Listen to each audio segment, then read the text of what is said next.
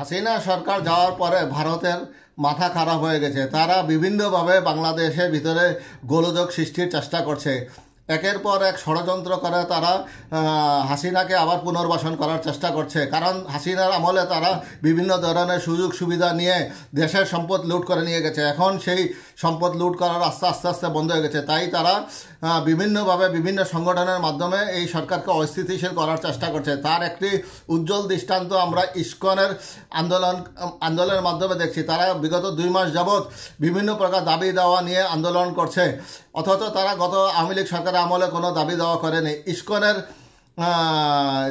যে মূল ব্যক্তি চিন্ময় দাস, তাকে গত পরশু গ্রেপ্তার করা হয়েছিল এবং তাকে গতকালকে আদালতে উঠানো হয়। আদালতে উঠানোর পরে ইসকনের অর্থাৎ সনাতন ধর্মাবলম্বীর কর্মীরা এবং সশস্ত্র উগ্রবাদী হিন্দুরা কুপিয়ে হত্যা করে আইনজীবী আলিফকে। সেই ঘটনার পরিপ্রেক্ষিতে বিভিন্ন মহল ইসকনকে নিষিদ্ধ করার জন্য আহ্বান জানাচ্ছে এবং এই ব্যাপারে হাইকোর্টে একটা রিট দায়ের করা হয়েছে এবং সরকার কঠোর অবস্থানে যাচ্ছে ইসকনের বিরুদ্ধে। এই ইসকন অর্থাৎ চিন্ময় ইস্যুতে মোদির সঙ্গে জয়শঙ্করের একটা বৈঠক অনুষ্ঠিত হয়েছে। শেখ হাসিনা সরকার পতনের পর সংখ্যালঘুদের নিরাপত্তার দাবি তুলে বাংলাদেশের হিন্দু সম্প্রদায়ের একটি অংশ টানা আন্দোলনে রয়েছে। এই আন্দোলনের নেতৃত্বে থাকা ইসকন নেতা হিসেবে পরিচিত চিন্ময় কৃষ্ণ দাসকে রাষ্ট্রদ্রোহ মামলায় আটকের পর ইসকনের কার্যক্রম নিয়ে নানা আলোচনা সমালোচনা চলছে। তবে ভারত সরকার চিন্ময় ইস্যুতে উদ্বেগ জানিয়ে বিবৃতি দিয়েছে। এবার একই ইস্যুতে দেশটির প্রধানমন্ত্রী নরেন্দ্র মোদীর সঙ্গে বৈঠক করেছেন দেশটির পররাষ্ট্রমন্ত্রী এস জয়শঙ্কর।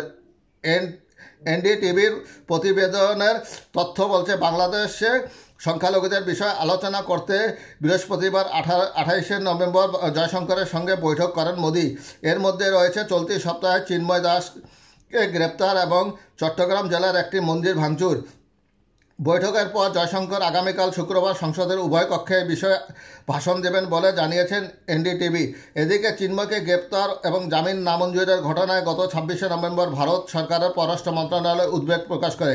দেশটির পররাষ্ট্র মন্ত্রণালয়ের এক বিবৃতিতে বলা হয়, বাংলাদেশ সম্মিলিত সনাতন জাগরণ জোটের মুখপাত্র চিন্ময় কৃষ্ণ দাসকে গ্রেপ্তার ও তাকে জামিন না দেওয়ার বিষয়টি নিয়ে আমরা গভীর উদ্বেগ প্রকাশ করছি। বাংলাদেশে সংখ্যালঘুদের উপর উগ্রবাদীদের একাধিক হামলার পর তাকে গ্রেপ্তারের ঘটনা ঘটল। বাংলাদেশের সংখ্যালঘুদের বাড়ি, ব্যবসা প্রতিষ্ঠানে লুটপাট ও অগ্নিসংযোগ, একই সঙ্গে মন্দিরে চুরি ও ভাঙচুরের ঘটনা ঘটেছে।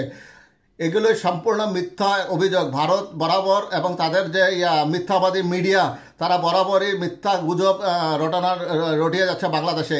তারা তাদের আভ্যন্তরীণ দেশের বিষয়গুলি দেখুক। তারা মুসলমানদেরকে কিভাবে হত্যা করছে। কিছুদিন আগে একটা মসজিদকে কেন্দ্র করে 5 জন মুসল্লিকে তারা হত্যা করেছে। উত্তর প্রদেশের যোগী আদিত্যনাথ কিভাবে বুলডোজারের মাধ্যমে মুসলিমদের ঘর বাড়ি ভেঙে দিচ্ছে। আবার আজকে একটা পত্রিকা এসেছে যে আজমির শরীফকে তারা শিব মন্দির হিসেবে দাবি করেছে। কাজেই তারা তাদের দেশকে সামলাক। তারা আমাদের দেশে অনাধিকার চর্চা না করুক। মার্চে মাসির দরদ হওয়া উচিত না। আমরা এখানকার হিন্দু সম্প্রদায় অর্থাৎ সনাতন ধর্মাবলম্বী ভাই বোনদেরকে নিরাপদে রাখবো। এটা তাদের দেশ এবং তাদের মা মাটির দেশ।